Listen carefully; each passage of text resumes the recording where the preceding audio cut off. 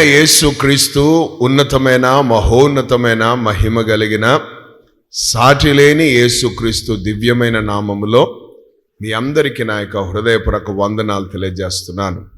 ప్రభు యొక్క సమాధానం మీకు తోడయుండును గాక. ఆమేన్. దేవునికి స్తోత్రం. ప్రభు యొక్క సమాధానం మీకు మీ కుటుంబాలకు తోడయుండును గాక.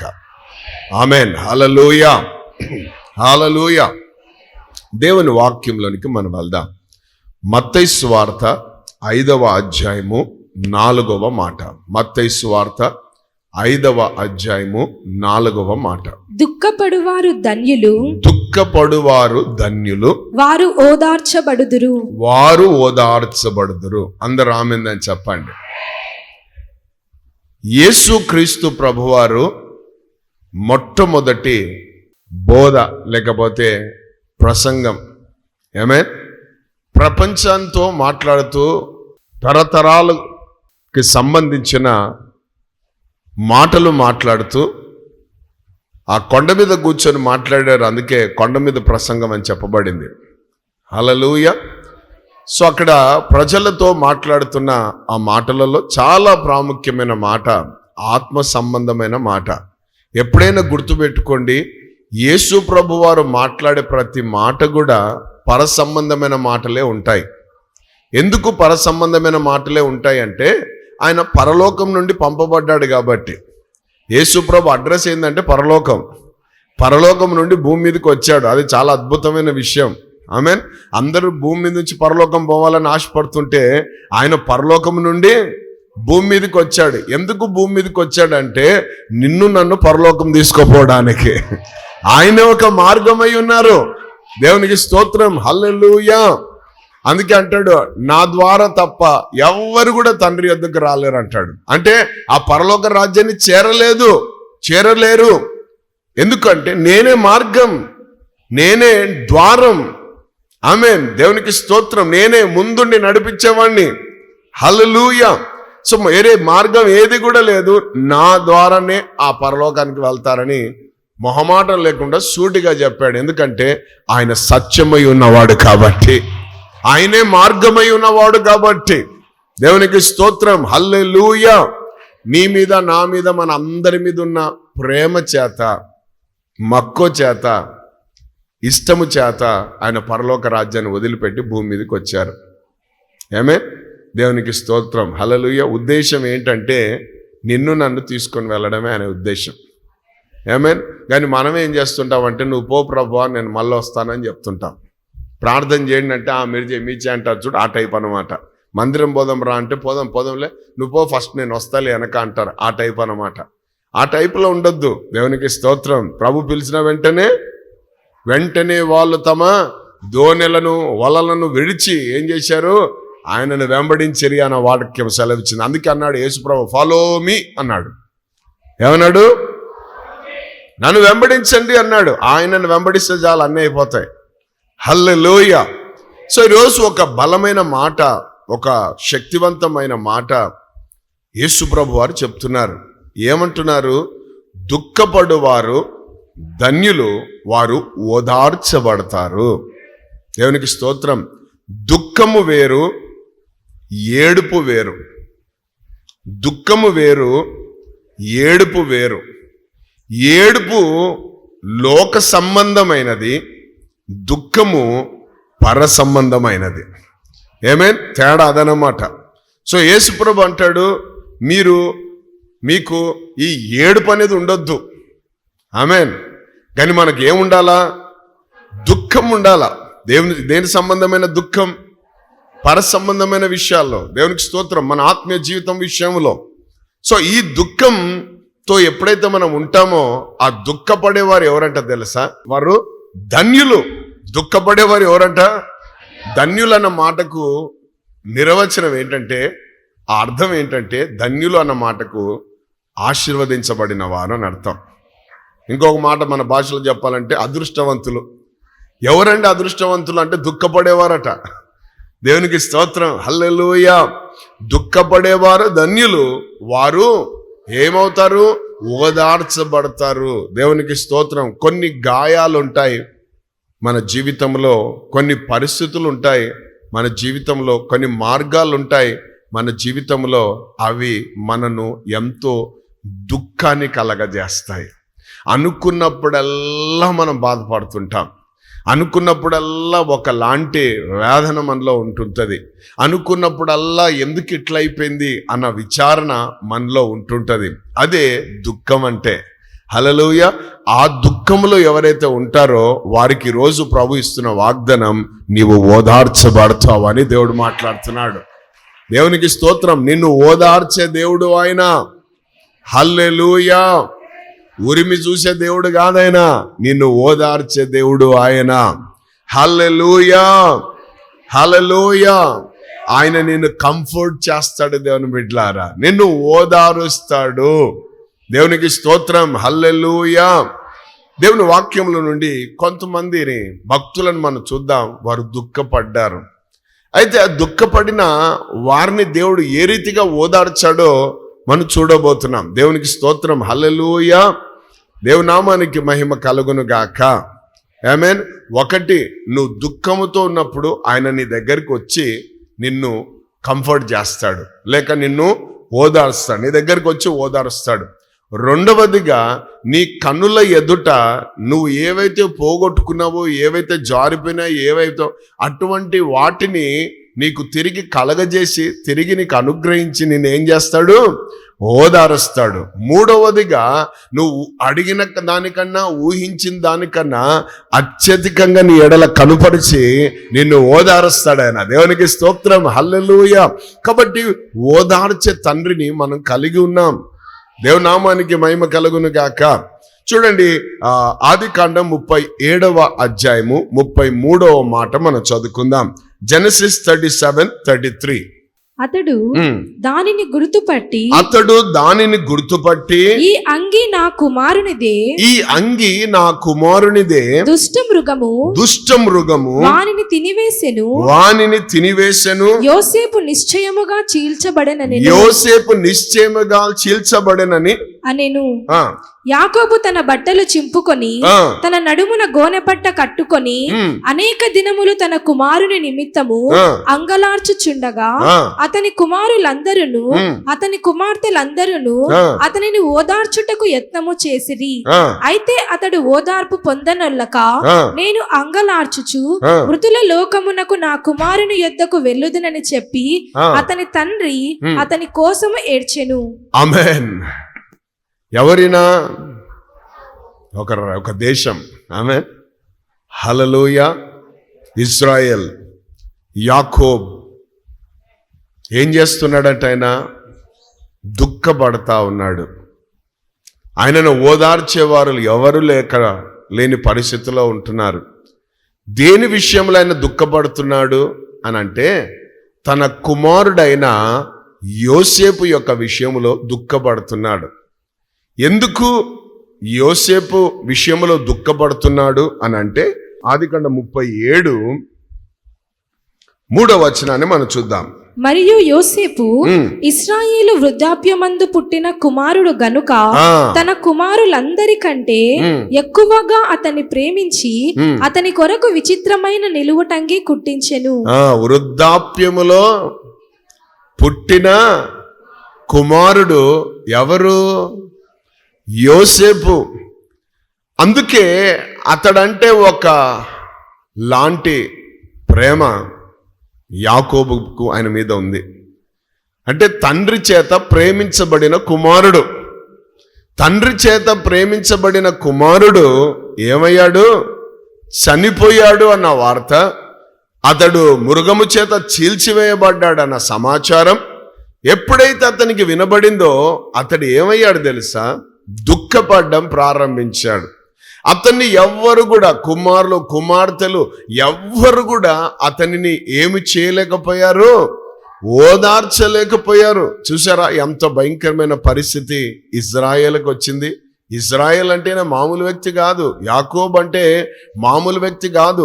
యాకోబు గురించి దేవుడు చెప్పిన సాక్ష్యం ఏంటంటే, నీవు దేవునితోనూ మనుషులతోనూ పోరాడి గెలిచిన వాడవు.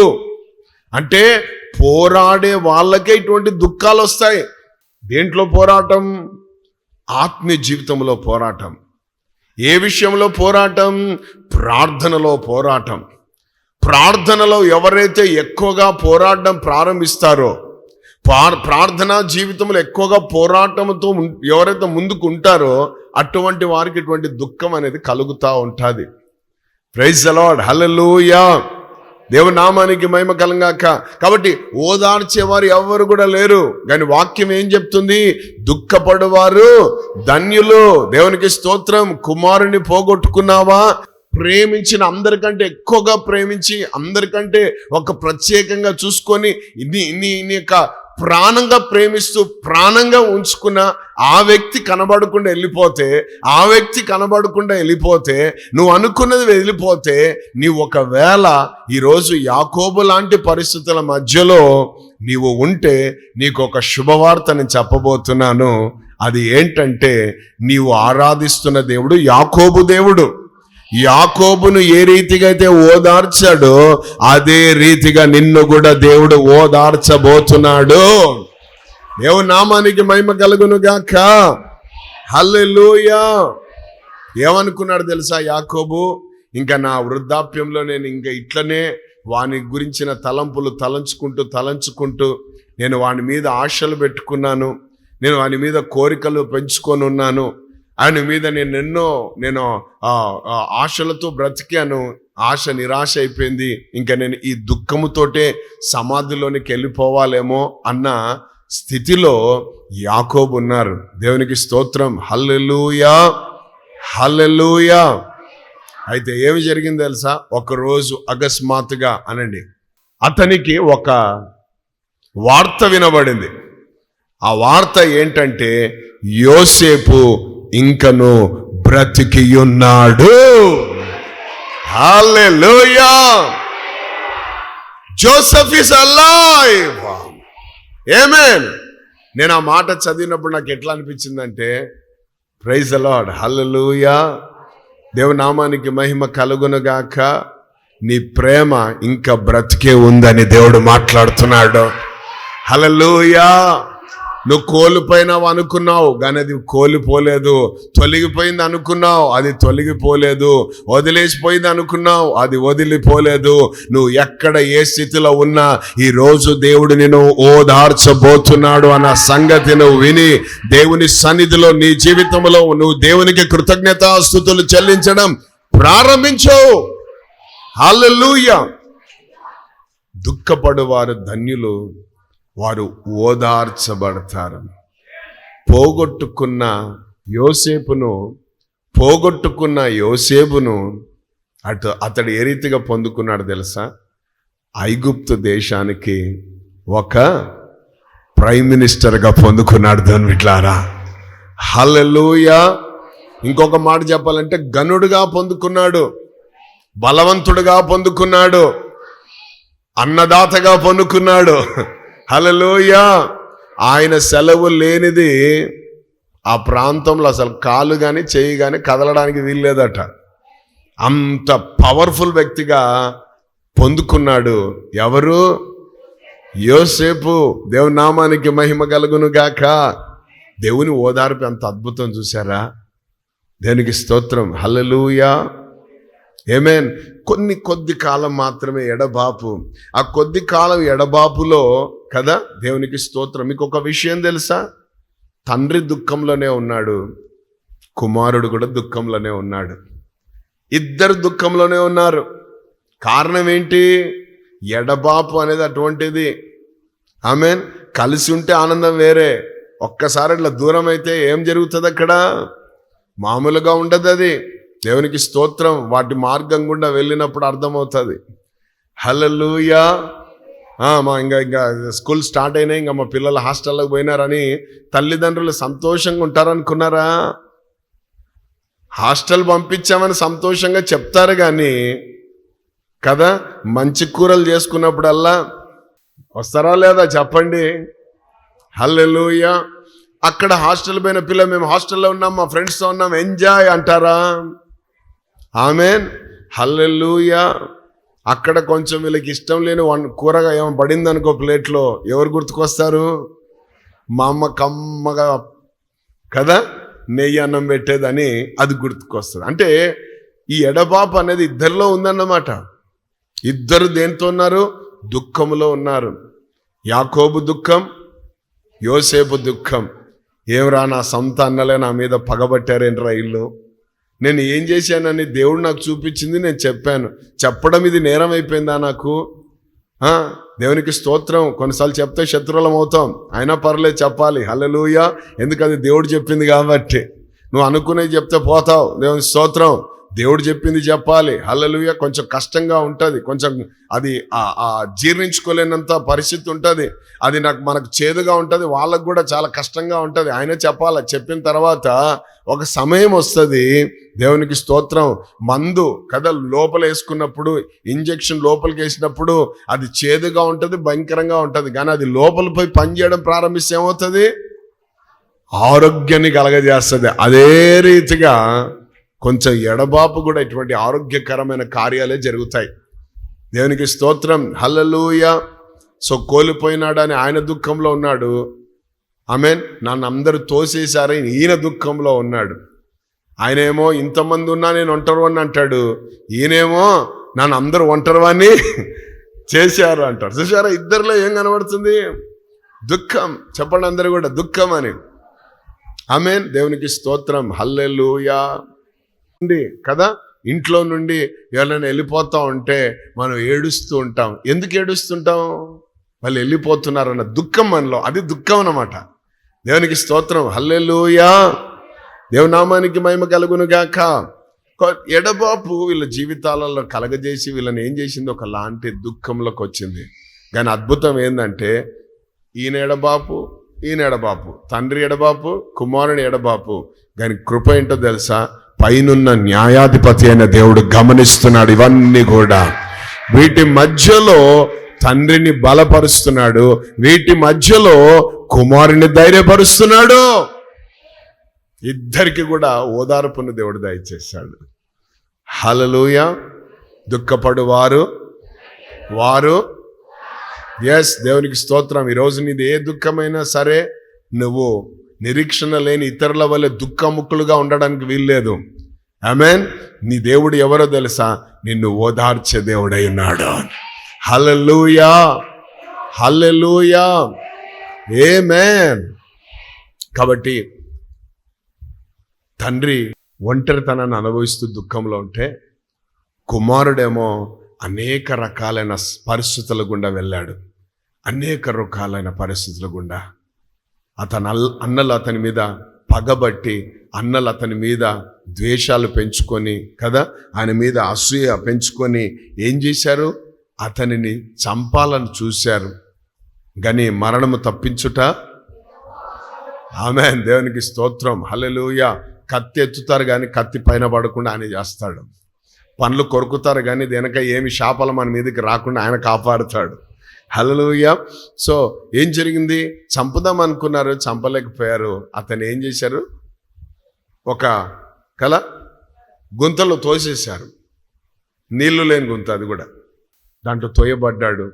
దాని తర్వాత అక్కడ ఉన్న వాళ్ళు అన్నారు, అరే ఇది తోస్తే మనకేమొచ్చిందిరా, ఈయన పైకి ఎత్తి విని ఏం చేద్దాం, అక్కడ ఎవరు వస్తున్నట్టున్నాడు చూడు, అక్కడ ఎవరు వస్తున్నట్టున్నాడు చూడు అంటే చూస్తే ఇష్మాయిల్ వస్తున్నారు. అరే వానికి అమ్మేద్దాం, కొంచెం లెక్కైనా వస్తుందని చెప్పి అమ్మేశారు.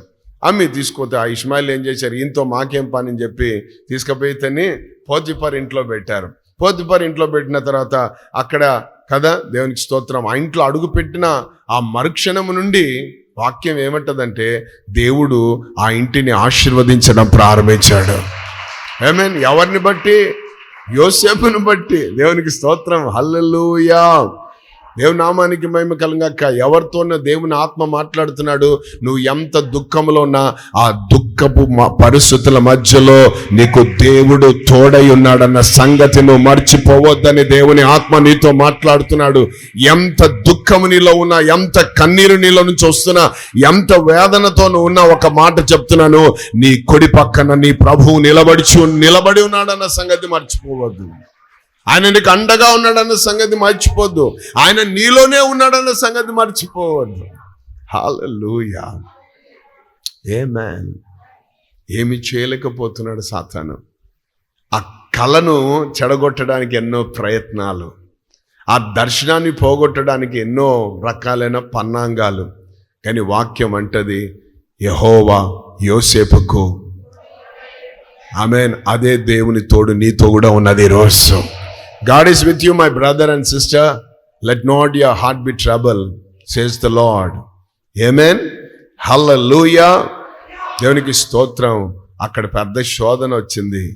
ఆమేన్, ఆయన క్యారెక్టర్కి సంబంధించిన శోధన, ఆయన శీలానికి సంబంధించిన శోధన. అయితే అతడు యవన ఇచ్చల నుండి ఏమయ్యాడట, పారిపోయాడు. దేవునికి స్తోత్రం. పారిపోయినందుకు అతన్ని తీసుకుపోయి ఎక్కడేశారు, సెంట్రల్ జైలు వేశారు. దేవునికి స్తోత్రం, హల్లెలూయా. బెయిల్ ఇచ్చేవాళ్ళు ఎవరు లేరు, పూచి పడేవాళ్ళు కూడా ఎవరు లేరు. దేవునికి స్తోత్రం, హల్లెలూయా, ఆమేన్. సో ఏం తీర్పు తీర్చకుండానే 2 ఏళ్ళు అయిపోయింది అక్కడ. 2 సంవత్సరాలు ఆయన ఎక్కడున్నాడు, జైల్లోనే ఉన్నాడు. 2 ఇయర్స్ అండి, 2 సంవత్సరాలు. మనమైతే ఇటువంటి ఏమైనా జరిగింది అనుకోండి, 2 ఏళ్ళైందండి నేను దేవుని నమ్ముకున్నాయి, 20 సంవత్సరాలు అయిందని ప్రభుని నమ్ముకున్నాడు. 2 నిమిషాల్లో ప్రభుతో అలుగుతారు, ప్రార్థన చేయడం మానేస్తారు, వాక్యం చదవడం మానేస్తారు, దేవుని మందిరాన్ని రావడానికి మానేస్తారు. ఎందుకు? దేవుడు ఉంటే నాకెందుకు ఇట్లా. మరి యోసేపు ఎన్నిసార్లు అనాలి ఈ మాట, దేవుడు ఉంటే నాకెందుకు ఇట్లా? యాకోబు ఎన్నిసార్లు అనాలా, దేవుడు ఉంటే నాకెందుకు ఇట్లా? ఆమేన్. వాళ్ళు ఇట్లా ఏమనలే, దుఃఖం ఉంది వాళ్ళల్లో, కానీ వాళ్ళ నిరీక్షణ ఏంటంటే ఒకరోజు మా ప్రభు నన్ను ఓదారుస్తాడు అని. ఆమేన్. వాడు దుఃఖంలోనే ఉన్నాడు, కానీ ప్రభు ఆలోచన ఏంటంటే వీని ఎట్లన్నా నేను అనాథగా విడిచిపెట్టడం. చెప్పండి, 2 సంవత్సరాలు హి వాజ్ ఇన్ జైల్. దేనికోసం? ఇది ఎక్కడ విని కనని ఎరగంది ఏంటి, చెయ్యని నేరం కోసం. ఆమేన్, హల్లెలూయా. ఈయన పాపం ఎవరు లాయర్లను కూడా పెట్టుకోలే. He was alone. But the word of God says, ఆయన ఒంటరిగా ఉన్నాడు. కానీ వాక్యం చెప్తుంది యెహోవా యోసేపుకు జైల్లో పోయినా తోడుగున్నాడట. ప్రైజ్ ది లార్డ్, హల్లెలూయా. జైల్లో పోయినా మా అయ్యగారు కింగ్ లాగానే ఉన్నాడు అక్కడ.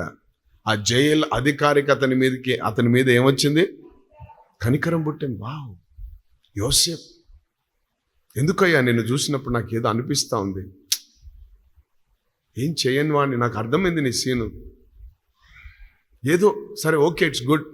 సో ఈ తాళాలన్నీ నీ దగ్గర తీసుకో, ఇక ఈ ఖైదీలంతా నువ్వు చూసుకో, నేను ఊరికే జీతం తీసుకుంటా ఉంటా, ఎందుకంటే నువ్వు పని చేస్తా ఉండి నీలాంటి వాళ్ళు నాకు కావాలి, నమ్మకస్తులు నాకు కావాలి, ఎంతమంది నేను కాపాడుకోగలను, చూడగలను అన్నట్టుగా తాళాలు ఇచ్చేసి ఉన్నాడు అంతే. ఏమే, అక్కడ 2 ఖైదీలకు సమస్య వస్తే దాని పరిష్కారం ఎవరు చేస్తున్నారు? ఆమేన్, హల్లెలూయా. దేవుని నామానికి మహిమ కలుగును గాక. యోసేపు జీవితంలో అద్భుతం ఏంటో తెలుసా?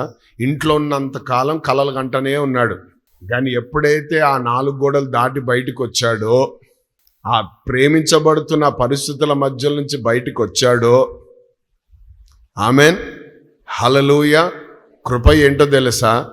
ఆయన కలలు నెరవేర్చడం ప్రారంభించబడ్డాయి. దేవుని బిడ్డలారా, ఎవరితో దేవుడు మాట్లాడుతున్నాడు? నువ్వు కూర్చొని ఉన్నంత వరకు, అన్నా నాకు విశేషమైన దర్శనాలు ఉన్నాయన్నా, దేవుడు నాతో స్వరంతో మాట్లాడానా, వాక్యంతో మాట్లాడాడన్నా, అన్నా నిజంగా ఎన్నో ఉన్నాయన్నా నాకు అన్ని అంటూ నువ్వు అక్కడే ఉంటే ఏం జరగవు. ఒక అడుగు బయటికి దేవుడు చూపిస్తాడు. నెరవేర్పులు జరగడం ప్రారంభించబడింది. హల్లెలూయా. ఒకటి, ఇంట్లో ఉన్నప్పుడు కలలు కనేవాడుగా ఉన్నాడు, ఆమేన్. కానీ ఎప్పుడైతే జైల్లోకి వచ్చాడో కలల యొక్క భావాలను మాట్లాడేవాడిగా ఉన్నాడు. దేవునికి స్తోత్రం, హల్లెలూయా. జైల్లో నుండి ఎప్పుడైతే బయటికి తీసుకొని రాబడ్డాడో అక్కడ కలల యొక్క మర్మాలను బయలుపరిచే వ్యక్తిగా మార్చబడ్డాడు. ఏమి దేవుణ్ణి ఆరాధిస్తున్నాడు? కొడితే గట్టిగా కొట్టి యేసయ్యకు చప్పట్లో. ఆత్మలో వర్ధిల్లడం అంటే అదే. దేవునామానికి మహిమ కలుగును గాక.